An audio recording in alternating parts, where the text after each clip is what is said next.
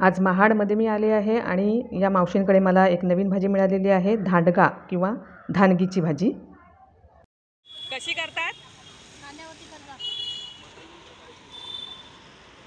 कडू असते काय? नाही कडू, ही लागते कडू। गीता स्पेशल रेसिपीजमध्ये आपल्या सगळ्यांचं मनपूर्वक स्वागत। मंडळी, आता आपण बघूया ही धानगीची भाजी कशी करायची। ही बघा, ही अशा पद्धतीने तुम्हाला दिसते। हिला धानगी किंवा धांडगा असंही म्हणतात।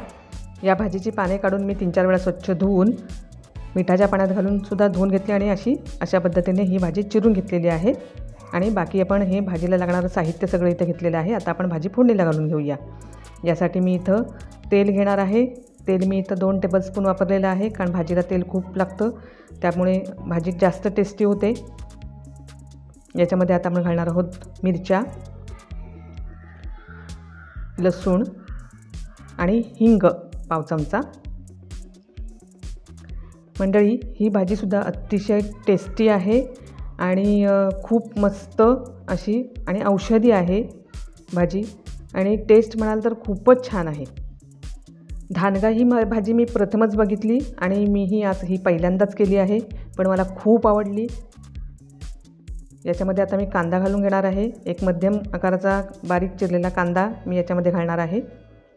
जशा आपण भाज्या करतो नेहमीच्या पालेभाज्या, त्याच पद्धतीने ही भाजी केलेली आहे। अतिशय टेस्टी आहे। रानभाज्या ह्या सर्व भाज्या औषधी असतात, त्यामुळे त्या कुठल्याही भाज्या ज्या मिळतील त्या आपण आणल्या आणि केल्या तर खूप आपल्याला त्याचा फायदा होतो। कांदा मऊ होण्यासाठी मी याच्यामध्ये मीठ घातलेलं आहे। आणि या ज्या मावशा ज्या भाज्या घेऊन येतात डोंगरातून, रानातून, या खरोखर आपल्याला खूप त्यांची मदत होते, की ज्यामुळे आपल्याला भाज्या मिळतात खायला। याच्यामध्ये आता मी भिजवलेली डाळ घातलेली आहे पाव वाटी, आणि आपण ही छान परतून घेऊया आणि त्याच्यावर झाकण टाकून आपण शिजून घेणार आहोत। यामध्ये आता हळद घालून घेऊया पाव चमचा आणि परतून आपण याच्यावरती झाकण ठेवून डाळ शिजेपर्यंत आणि कांदा मऊ होईपर्यंत आपण ही शिजून घेणार आहोत। मी हे स्टीलच्या भांड्यात करत असल्यामुळे याच्यामध्ये कांदा पटकन काळा होतो, पण काही हरकत नाही। मी याच्यामध्ये थोडंसं पाणी घातलेलं आहे। पाणी घातल्यामुळे डाळ पटकन शिजेल आणि कांदाही पटकन मऊ होईल। पुन्हा आपण 5 मिनिटे झाकण ठेवून कांदा आणि डाळ छान शिजून घेतलेली आहे। याच्यामध्ये आता आपण चिरलेली भाजी घालून घेऊया आणि परतून घेऊया। ही भाजी मी पहिल्यांदाच खाल्ली, पण खूपच टेस्टी अशी भाजी आहे। झाकण ठेवून आता आपण ही भाजी एक 5 ते 7 मिनिट छान शिजवून घेऊया। भाजी शिजायला वेळ लागत नाही। भाजी छान शिजलेली आहे आणि दाणाही छान शिजलेला आहे। भाजी आपली तयार झालेली आहे। याच्यामध्ये आता आपण ओलं खोबरं घालून घेणार आहोत। ओल्या खोबऱ्याने या भाजीची टेस्ट खूप वाढते।